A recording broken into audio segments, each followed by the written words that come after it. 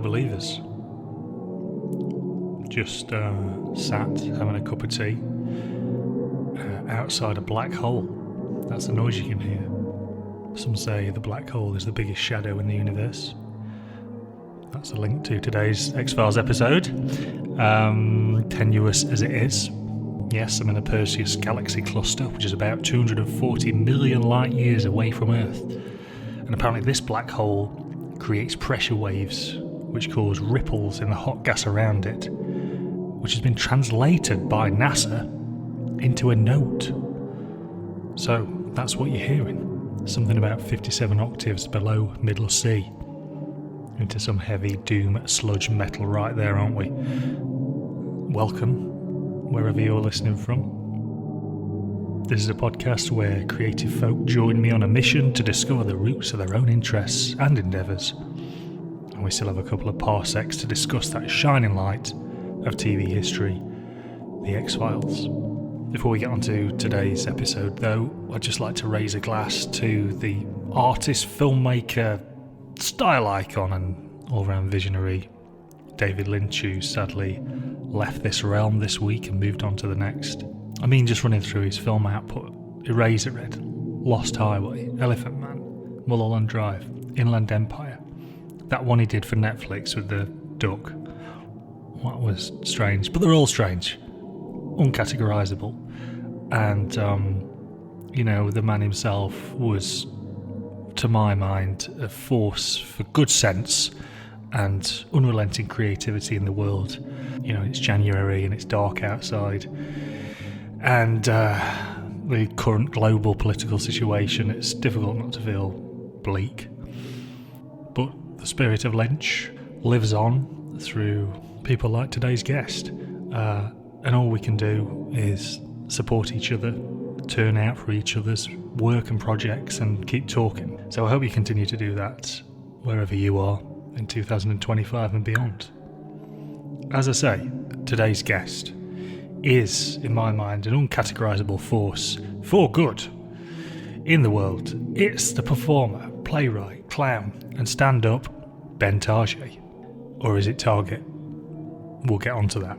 Ben's critically acclaimed play Lorenzo won the Scotsman Fringe First Award and received an Off-West End Award and Holden Street Theatre Award nominations.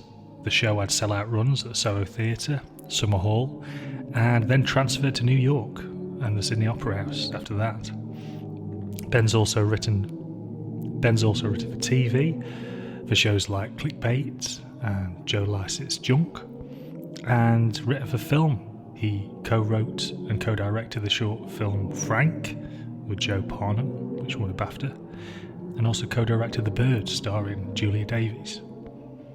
In the chat, Ben talks about art, comedy, clowning, his show, Lorenzo, his family's response to his chosen professions, and we also get on to talking about X-Files Season 2, Episode 23, Soft Light, in which Scully's called in by an ex-student of hers to help investigate a number of disappearances.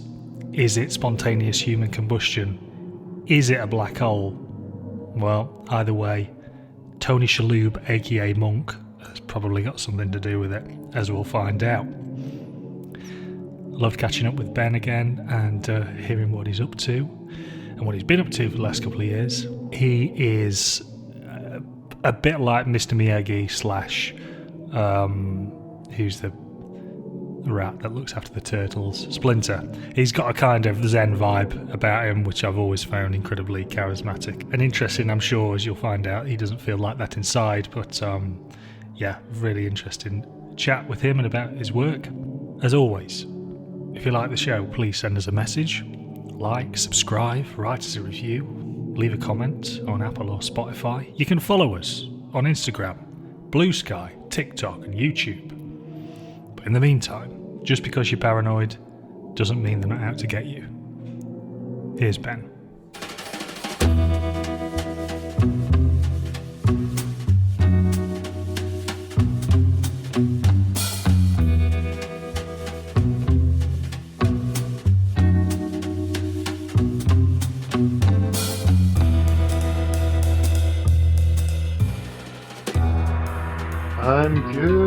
recovering from my 40th birthday, which was Right. it was extraordinary. I haven't celebrated my birthday since I was 28.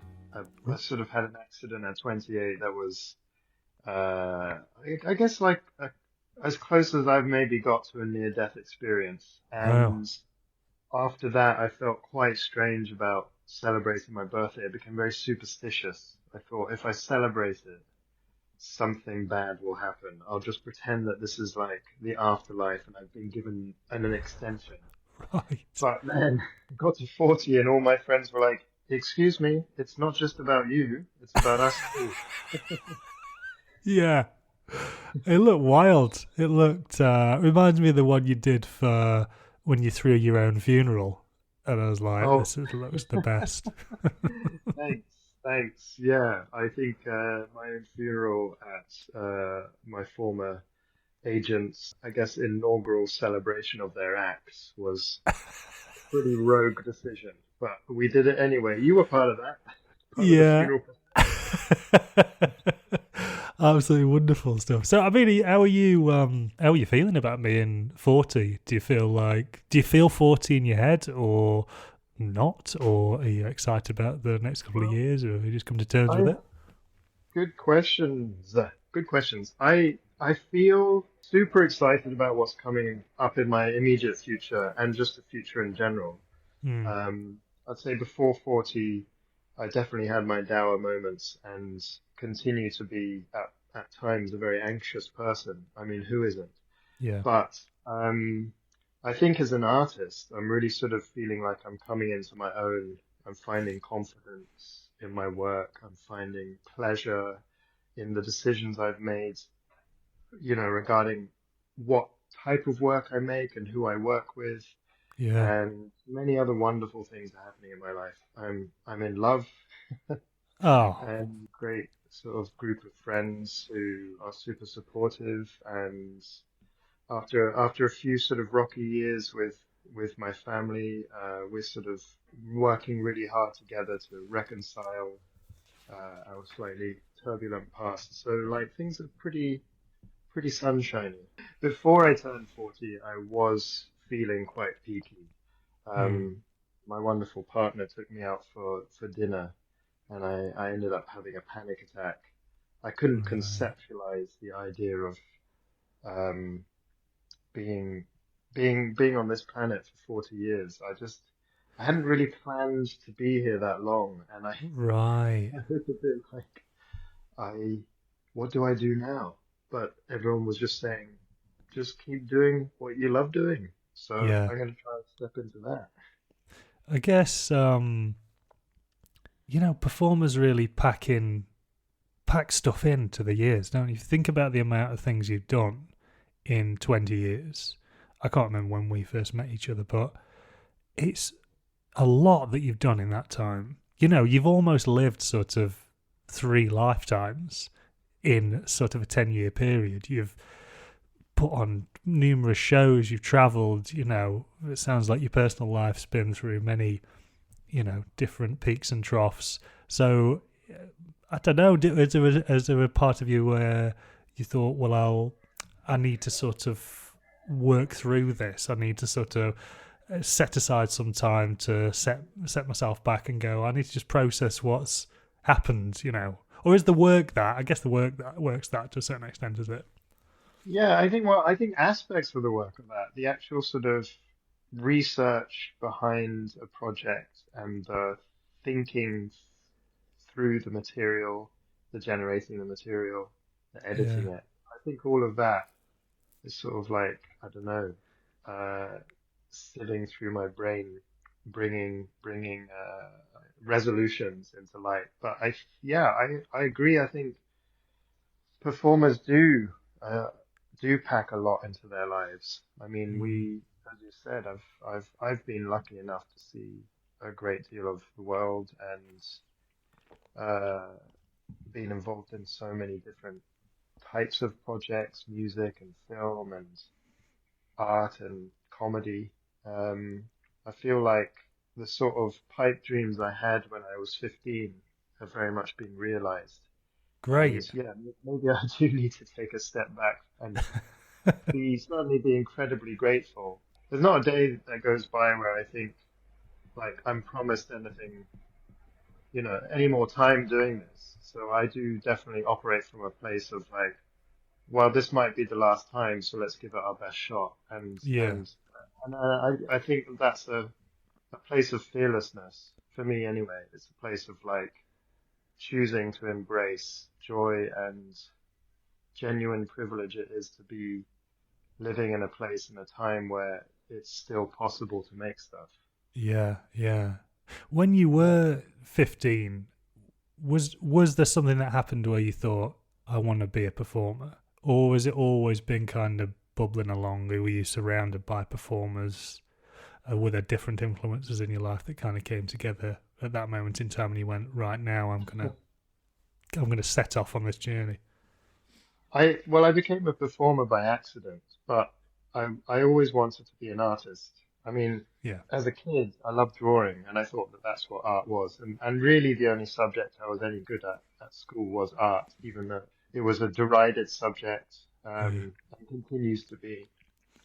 And I come from a family that is very creative, Yeah. and definitely sort of facilitated my creativity in terms of teaching me skills, making skills.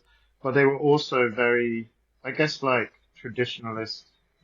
They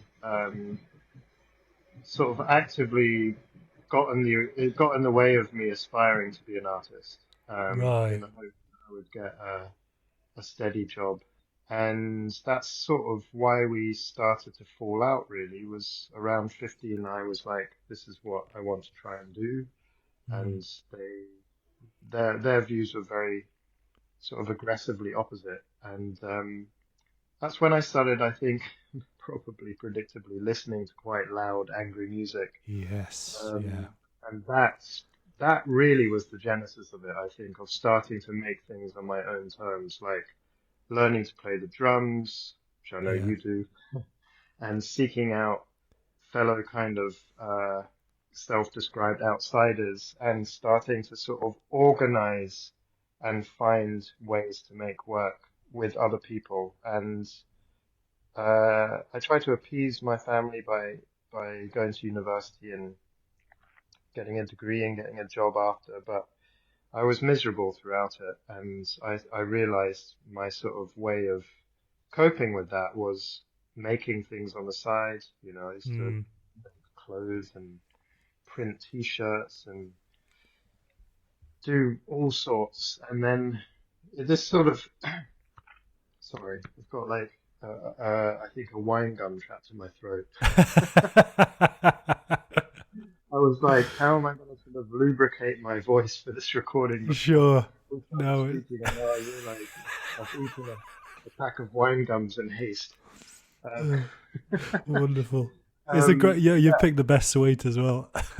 yeah, they are class. I just really like all the sort of names on wine gums. I never know actually what they refer to. I'm like, Yeah. what is the claret? Anyway, yeah. Around 25, there's all these sort of sporadic, quite random projects coalesced in me discovering the stand-up scene and very much seeing it as a form of kind of DIY punk rock. Um, and I just leapt in, Yeah. having no idea of really how to do it or really, I guess, like where any of it would lead. It's just the joy, the sheer joy of that simple setup, just being able to get up on stage, say some ideas, getting some feedback, and then going home and working on them until they get really good. I just Yeah. love that so much. And I've basically just sort of gone down the rabbit hole, I guess.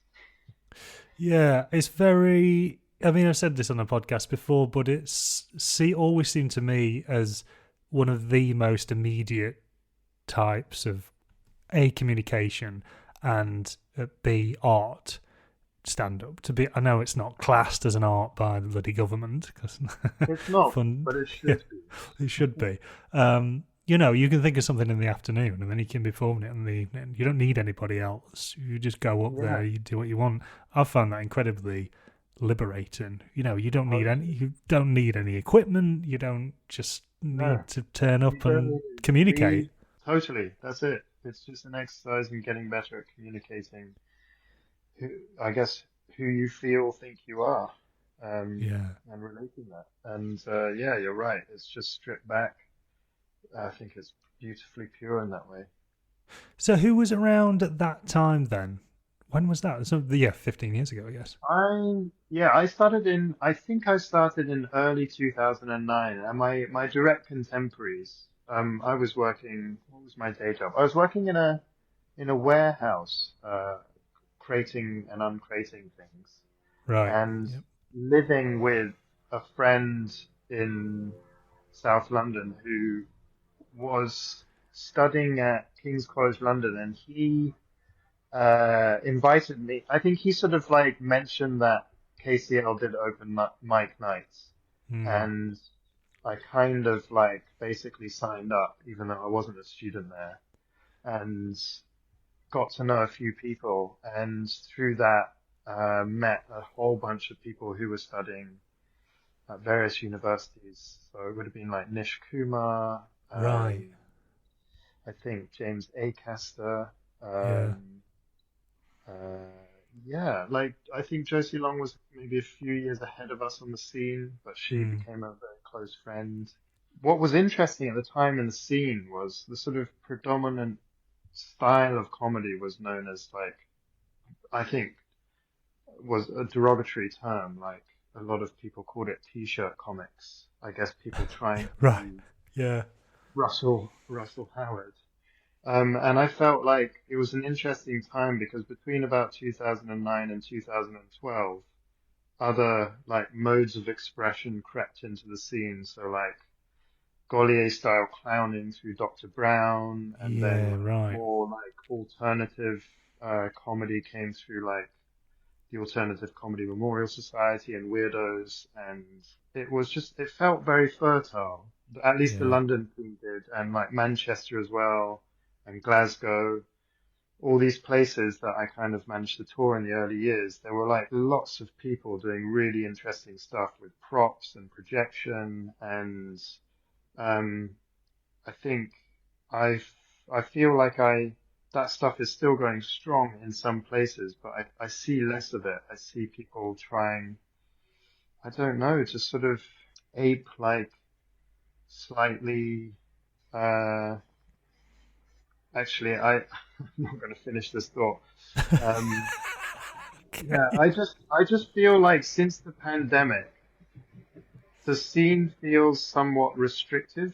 Yeah. Like in order to survive, I feel like so many gigs have become like bringer gigs, and so many comedians are like um, being quite restrictive with themselves in terms of how they communicate. And I Right. also feel like um, a sort of narrow-mindedness has crept in. I'm seeing like a lot of people on the scene starting to use like, I don't know, quite like demeaning perspectives. I don't see like a broad-mindedness and a kindness and an acceptance Oh, so much. really? What sort of Yeah, like a bubbling just sort of right wing stand up scene? yeah. Well, maybe yes. I think just a sort of meanness. I feel like the scene has taken on a slightly strange, like it feels like a shadow of like a kind of like I'm being clumsy with my words here, but when I started stand up, my only frame of reference was having seen like stand up from the 70s that Right. was like really derogatory and really unkind and like full of stereotypes and generalizations. And I feel like our generation began to satirize that. Yeah. Maybe people before it did, but it feels like parts of it are back for real. And maybe that's a reflection of kind of, uh, politics in a broader sense. and Yeah, I don't really like it. Well, I that's really actually that's don't really really. interesting to hear because I'd kind of not considered that. I'd kind of considered the idea that you as an act, not you, one as an act, post COVID would need to basically hit the ground running and be thinking about what goes on your TikTok and being. I mean, I don't live in London anymore. I don't remember the last London gig I went to, but there certainly seems to be like people have got their act together a bit more in terms of, well, maybe they haven't, and I'm not really interested in people who've got their act together. I'm more interested in people who haven't, and experimentation and someone Mm, doing something really off the wall on stage. But it seemed to be like if you there was maybe a whole wave of people who saw the Russells and went, right, this is, I can make a career out of this. And then COVID hit, and it's like, well, how are we going to make a career out of this now with no gigs? So we go to like TikTok, we go to social mhm. media, and we change that out. And then now we have to come back to stand up. And how do we kind of become an act in our own right? Because I live in Edinburgh, and I, walked around the Fringe a lot last year, and on most of the posters up here, it's like 250 million views on TikTok this act Mhm. has, or something like that, and that's the sort of currency. And I Sure. mean, I spoke to a couple of people though. It's like it does actually help get some bums on seats, and I was like, I guess, Right. yeah, but is that at the sort of expense of being able to throw yourself into a kind of performance that's really free or not? Or I don't know. It certainly seems like there's less gigs in London and less kind of Yeah, opportunities to do something wild.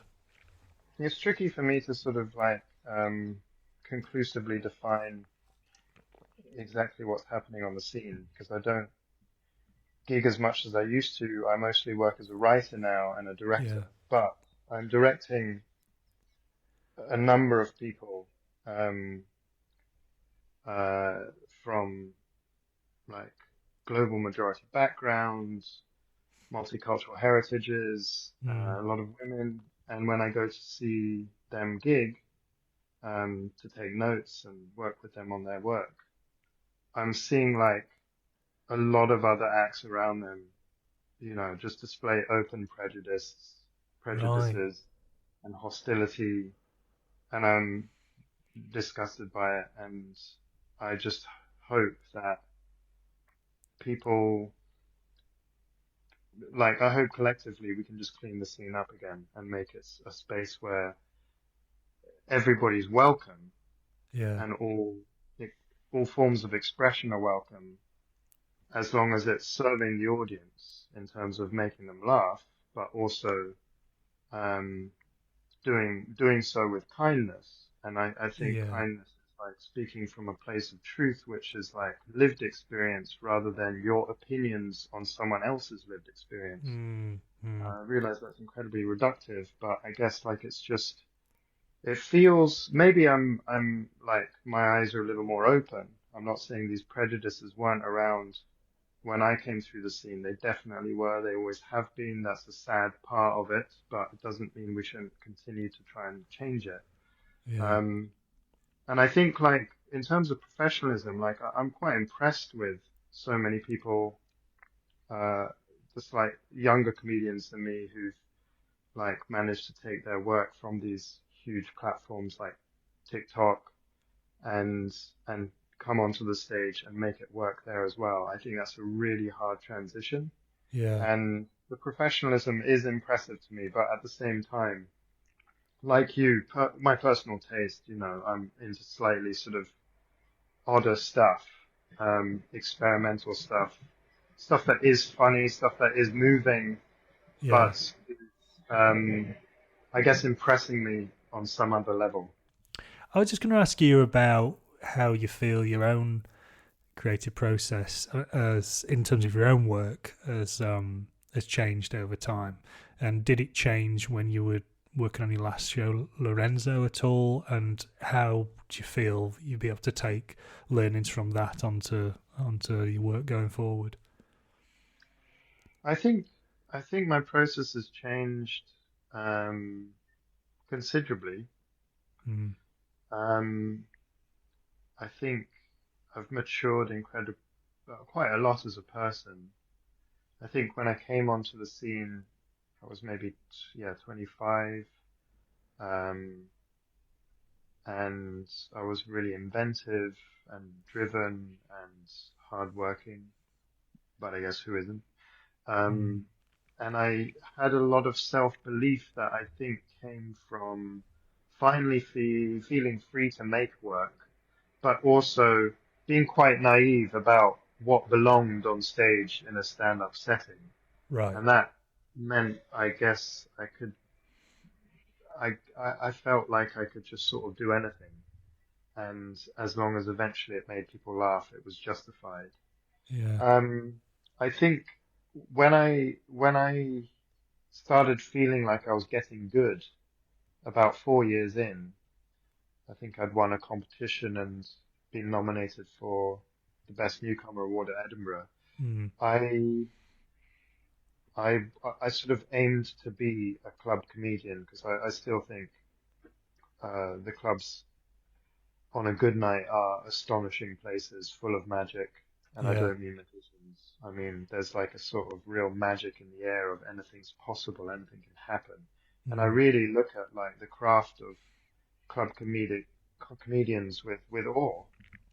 Um, but I found the kind of constant gigging schedule that I put myself under and the constant traveling, um, bred an uncertainty, um, not just in my finances, but also like in my head. And I Yeah. became quite introspective and self-critical, and I really, really struggled to find my feet for a few years, during which time I started making lots of other types of things.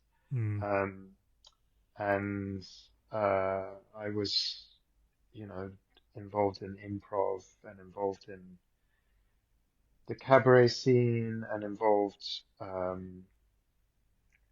in music and fine art. And I think when I started finding my feet again in about 2018, I was able to bring all of these different expressions together and do so with a renewed sense of purpose, which was to make like really strong hour shows that gifted the audience an experience uh, that I felt like they couldn't really get anywhere else, and that Yeah. became my aim.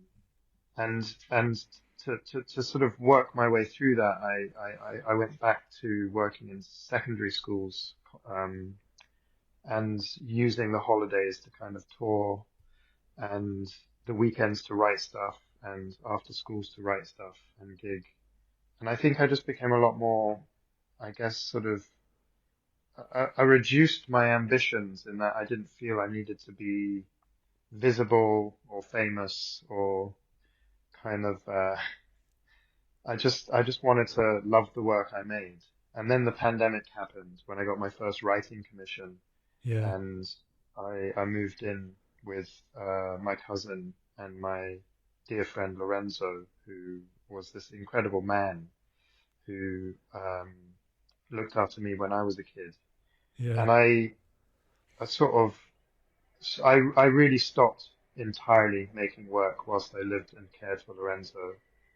Um, I just drew every so often and would watch films with him. And I sort of thought that the art making chapter of my life was over, and I was applying to join the London Fire Brigade. Were you? Um, Wow. Wow. yeah, Where did that and come from then? Is that just something that you've always aspired to? it's a really good question. I thought I would maybe study medicine. I realized that I'm somebody who enjoys serving other people, Yeah. and Yeah. I get a lot out of it. And one of my brothers, works in the Merchant Navy, and I think we're quite similar in many ways. We struggled at school academically, but he's really found his feet and excelled in like, uh, working on a ferry, serving people, having like regular hours, a routine, a sort of chain of command, a team. And I Right. was like sort of thinking, what would my version of that be? And I didn't really like the idea of trying to battle through medical school. Yeah. Even though my sister's a nurse and she had a great time studying. And I mean, it's a sad state of affairs, but effectively, I was coming back on the train when I saw the Grenfell Tower go up. Right. Right. Flames. And a few weeks later, I was part of a group of performers who led a sort of like a sort of joy through drama workshop with the child survivors of Grenfell. Right. And we worked with these wonderful young people for a few hours and played drama games and tried to find some joy. And I was just so sort of amazed by their resilience and their ability to like keep going. And Yeah. I've sort of fallen in love with London, and I just felt maybe I should, join a service that protects all Londoners. Anyway, that's all highfalutin altruism, but that's sort of where I was thinking of heading. And then, Yeah. I mean, it doesn't yeah, seem, it's not totally, I seem surprised then, but it totally makes sense in terms of, if people see your act, one of the words I'd describe as, it feels like a gift that you're giving people. It feels quite a selfless thing you're doing, sharing these stories, and it's you're very, the words are open, the story's open, the way you're communicating and are on stage, there's a kind of openness about it which kind of draws people in. So I can totally get that'd be another side of you as well, and I could totally see you as a doctor. oh, well, thanks. I mean, if we're speaking idealism, I I went to university to study something I didn't that my heart wasn't in. I did it because, as I mentioned earlier, it was expected of me by my parents, and I dropped out in my second year. I felt a lot of shame for a long, long, long time, thinking someday I need to go back to university and like prove myself. So I was always looking for that thing, and I have always been interested in community, and I've always been interested in togetherness, especially in desperate times. So I did apply to study medicine just before I moved to London, Mm. and I was thinking of trying to become a doctor then, and it was just sort of incidentally or serendipitously that I found stand-up, and I saw the same sense of community Right. that I was thinking a doctor might be able to kind of like foster in the world. People getting up on stage, making strangers laugh and bringing them together in a moment of kind of unison. And I've always been attracted to that, and I love the power of stories for that. And I think that's the sort of greater goal that I'm aiming for or chasing, whatever, with all of my work. It reminds me of, I don't know if you've ever read that book, When Breath Becomes Air, but the No. writer of that it's tragic in one sense, but it's also such a beautiful look at someone's life and their interactions. It's written by a brain surgeon who discovers they've got a brain tumour, and it's how they kind of navigate that and towards the end of their life. But at the beginning of that journey, but before they'd even started studying, they realised they're such an intelligent person that they could have gone one or two ways. They could have either become a brain surgeon or they wanted to become a poet.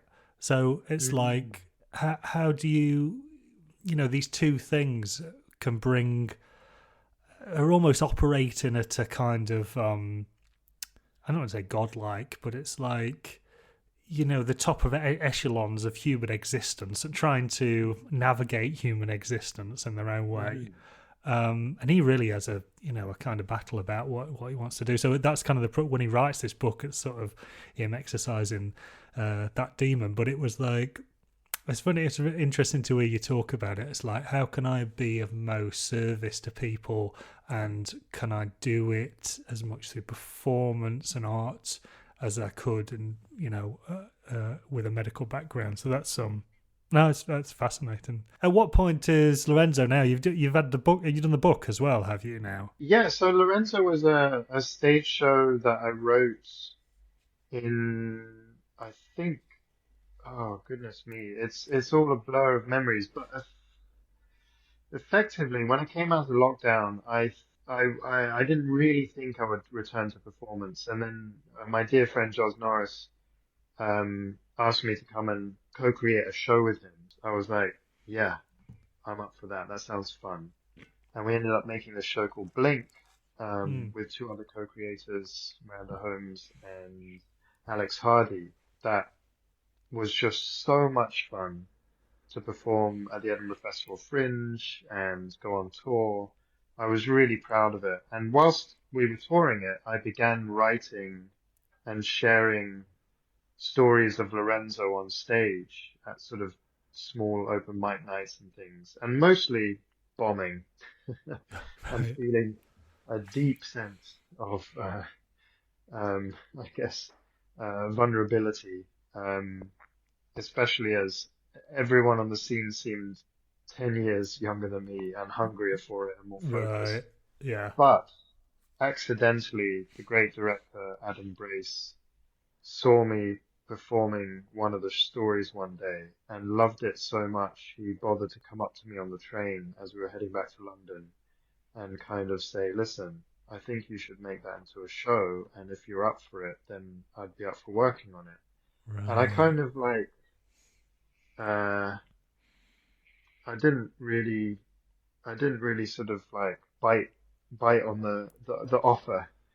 For about 6 months, he sort of sporadically texted me and took me for dinner a few times and was like, listen, I really think like you're ready for this. But I was really hesitant, Yeah. feeling a lot of like, I don't know, like fear about almost being 40 and fear about n- not feeling permission to be suddenly in the theatre scene, having done stand-up for years. Hmm. But he finally convinced me, and I started writing it, I think, in January 2023, finished it in August, took it to the Fringe, and on the second day, it it sold out its entire run, and it got like multiple five-star reviews, which has never happened for me. Incredible. Yeah. Um, and off the back of that, I wrote the play text, which went on to sell out at the National Theatre Bookshop and various other amazing sort of theatre bookshops. And then it went on tour to Canada, and it went off to the Soho Theatre for 4 weeks. I think it sold out there again, which was amazing. And then recently it went off to New York for 4 weeks, which was also an extraordinary adventure. Yeah. And then next year it might go to Mumbai and it might go to Sydney. Um, Incredible. so I'm now beginning like the new creative cycle.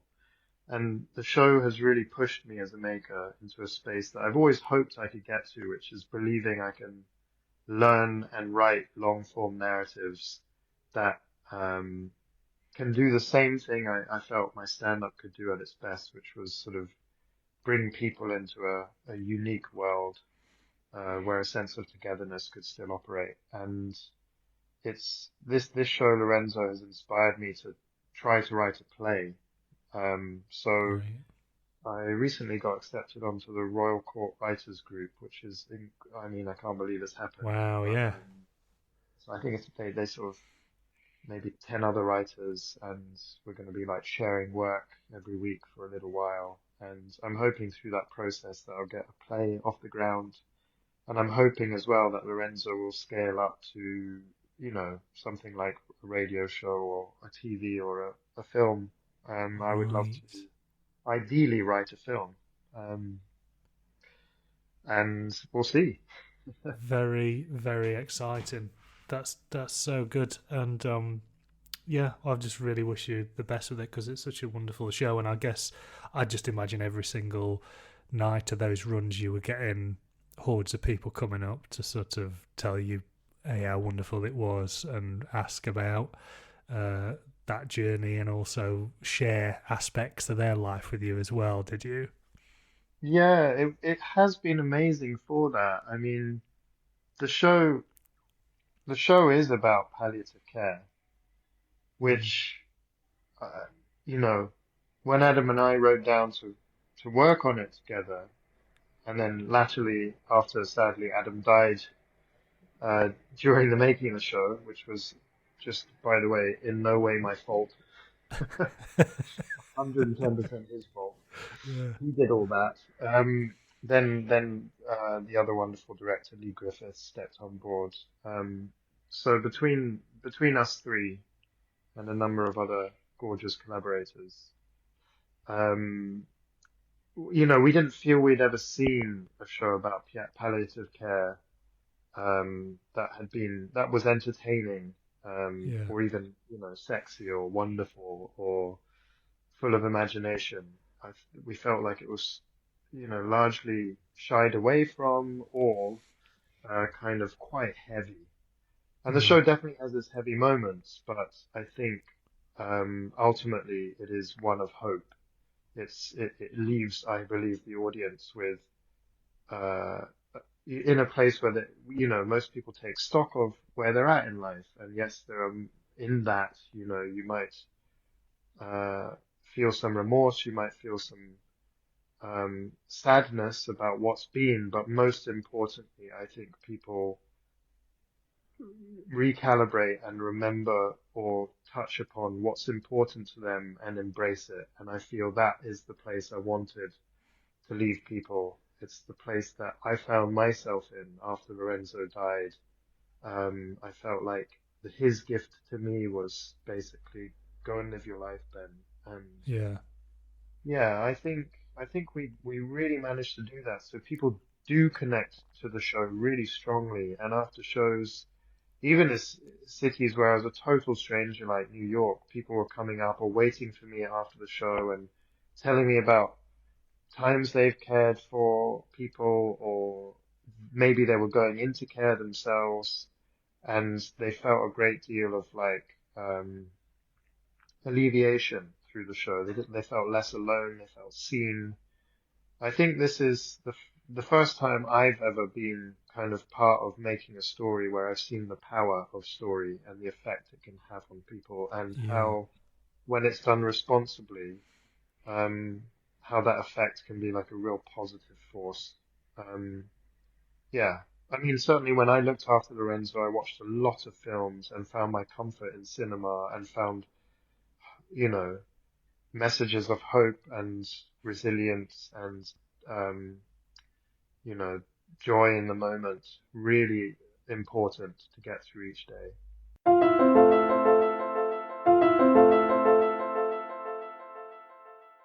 Season 2, episode 23, Soft Light, directed by James A. Contner and written by Breaking Bad's Vince Gilligan.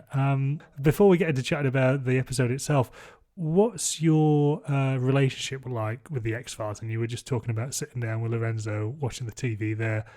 Did you ever have an X-Files night? Was he into Star Trek? Was there any sci-fi involved at all? You know what? He had a lot of time for Star Trek. I think as a person of Cantonese heritage who then spent the majority of his life in Britain, I think what he liked about Star Trek was it was sort of a pretty mainstream show. It was, I think, pretty progressive for its time.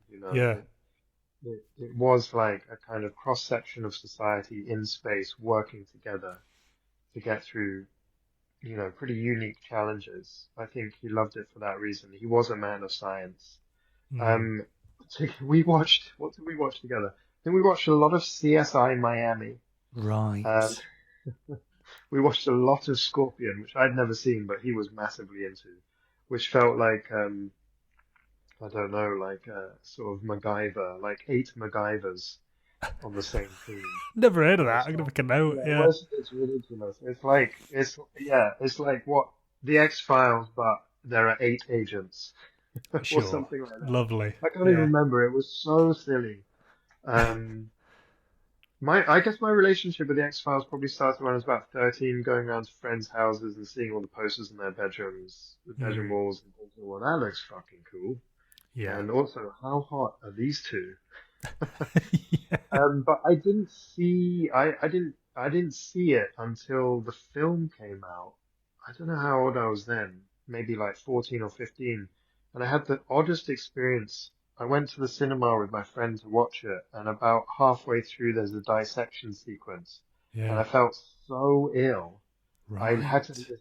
I left the cinema and threw up in like a gutter outside it, and then had to sit on a park bench in shame. Wow. And then I didn't see the X-Files until the pandemic, where I watched like probably about a season's worth of episodes and just thought it was great.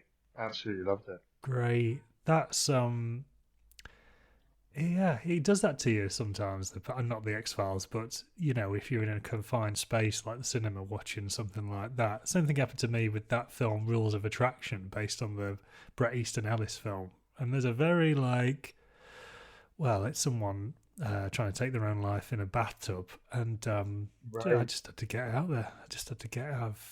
It's too Very much faint. sometimes. Yeah, you're I think hot. it happened to me in Requiem for a Dream as well. I went to see that Mm, in the cinema, and my friend who I went to see that with was struggling with a dependency on a few on various chemical substances. Um, right. and he had to leave the cinema. He felt so ill, and I think he Mm. was kind of sober after that film. But yeah, that film was pretty intense. um, this particular episode of the X Files, good fun. Well, it's not good for Tony Shalhoub, who plays Dr. Chester Ray Banton, a person who's been through some kind of Marvel slash Incredible Hulk style nano ray polymetal gizmo, which has created his a kind of murderous shadow. He's got a murderous shadow as Tony. He looks harrowed in this throughout and spends a lot of time trying to avoid places with shadows. So one of those being the middle of the train station. Spends a long time in the train station looking down, trying not to create his own shadow. But we do get. I really like the opening to it. We get some fantastic Mark Snow music. There's Hmm. this hotel, a kind of businessman person is going home to the hotel, sits on the bed, then the lift opens and who pops out? But it's Monk, Tony Shalhoub, looking very skittish, looking like he's not slept for a long time. He knocks on the door opposite the man's house, the man's bedroom. Says, Morris, we need to talk. Whoever Morris is ignores him. But then the man in the bedroom clicks the light on, and that creates a shadow on the floor. Tony's shadow goes under the door, creates a kind of black hole, engulfs this businessman. There's a kind of electrical storm going on, and that's it. Then Tony runs off, and we get the X Files credits. So I did like it. Silly, but quite effective. What did you think to this particular episode? Had you seen it before? And if not, what did you think looking on it in kind of 21st century eyes? I don't think I'd seen this one before. I thought it was very silly, schlocky, but Yeah. I thought the performances were great. I mean, if I had to perform any of this stuff, I would be in tears of laughter. I wouldn't be able to take it seriously. Yeah. But all of them do such a great job.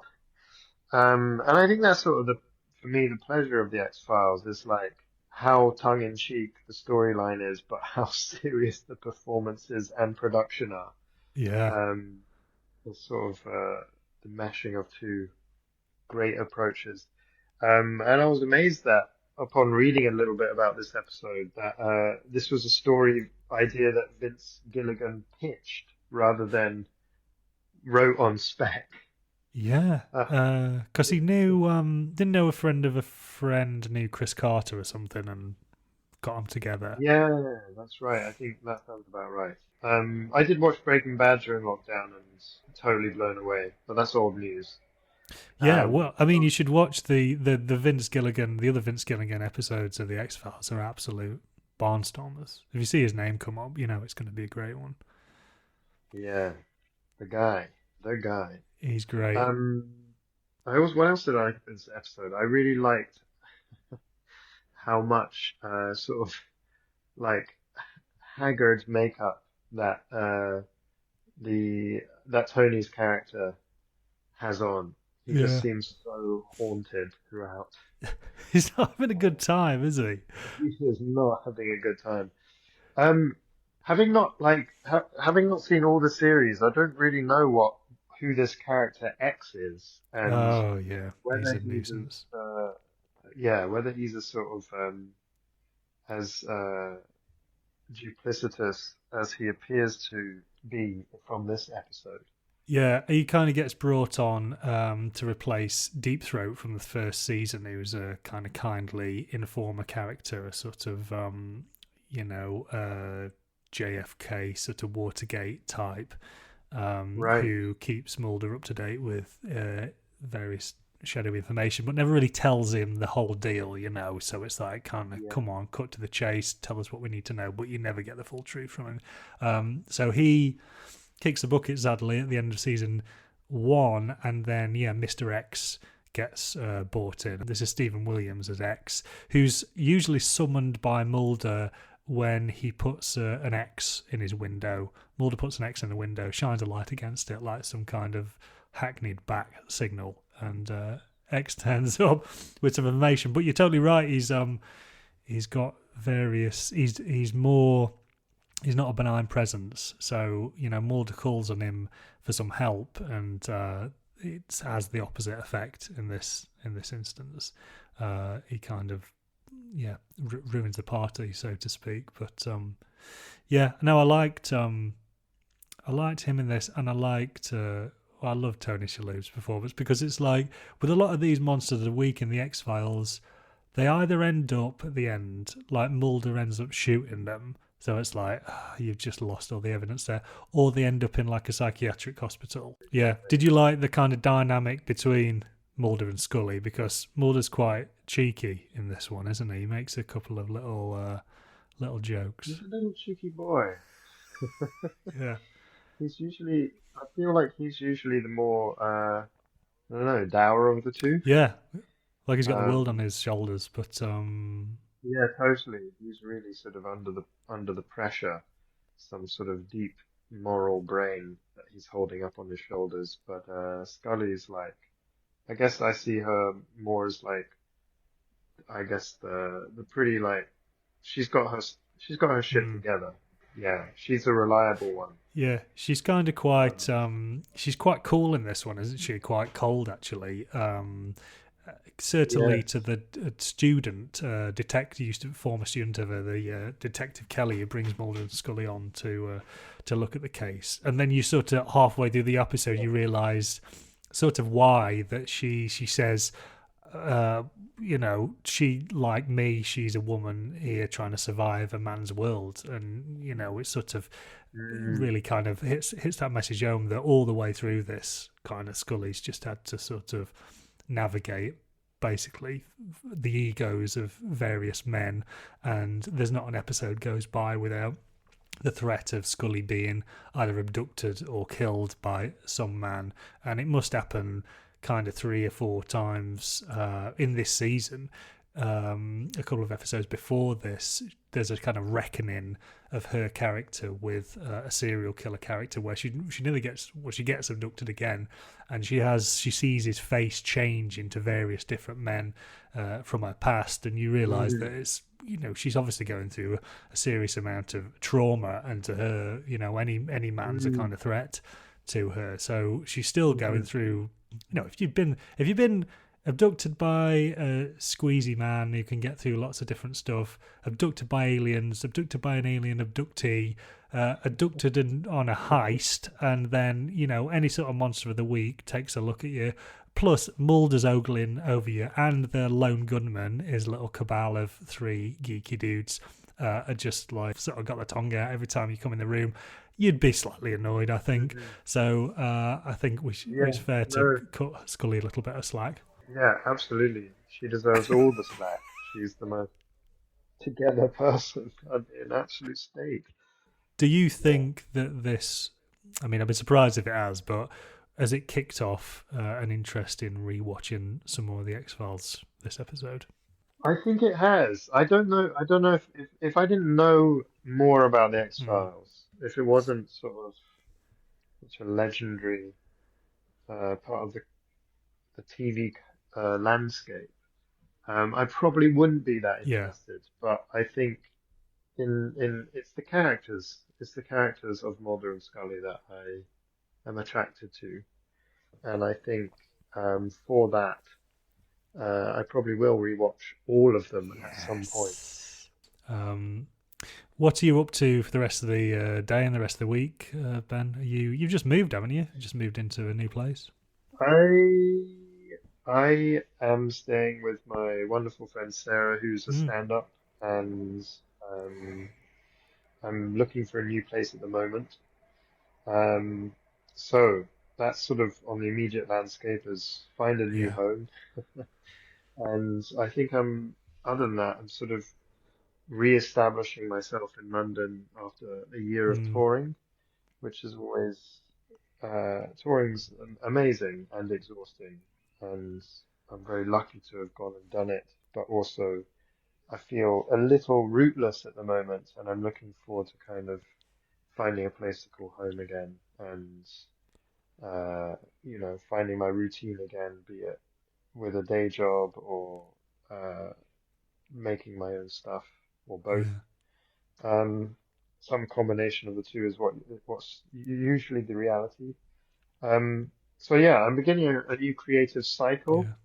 Trying to write my own play, and I've just directed a bunch of shows that have done really well, including Rob Copland, who's off on tour next year. His show won one of the Edinburgh Comedy Awards this year, and I co-directed Annie Magliano's show, which is going on tour as well. She's phenomenal. And then I'm starting work on kind of like a new batch of shows, including a play, which is what I'll be working on this afternoon, kind of redrafting a script with the writer.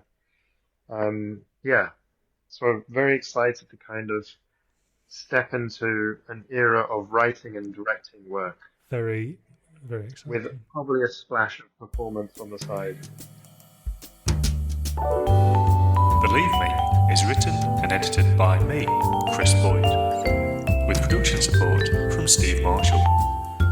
The music is by Johnny Boyle, and our logo is by Russ Brown. If you like the show, please do hit subscribe wherever you get your podcasts, and we'll see you out there next time.